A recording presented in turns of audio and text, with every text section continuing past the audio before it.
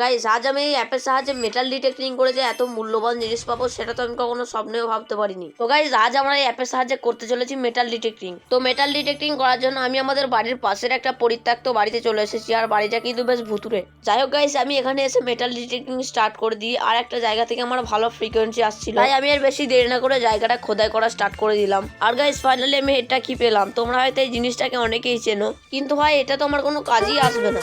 হ্যাঁ, তাই আমি আবারও মেটাল ডিটেক্টিং স্টার্ট করে দিলাম। ফাইনালি এখানেও তাগড়া ফ্রিকোয়েন্সি আসছিল, কিন্তু আমি আর বেশি দেরি না করে জায়গাটা খোদাই করা স্টার্ট করে দিয়ে আর পেয়ে যাই এই লোহার তারটা। আরে ভাই, এটাও তো আমার কোনো কাজেই আসবে না। আমার তো মনে হচ্ছে আমি এই অ্যাপের দ্বারা কোনো মূল্যবান জিনিস খুঁজেই পাবো না। যাই হোক, আমি হালনা ছাড়ি দিয়ে আরেকবার চেক করে দেখলাম, এখানেও কিন্তু তাগড়া ফ্রিকোয়েন্সি আসছে, তাই আর বেশি দেরি না করে ওখানটাও খোদাই করা স্টার্ট করে দিলাম। অ্যান্ড ফাইনালি আমি একটা 5 টাকার কয়েন পেয়ে গেলাম।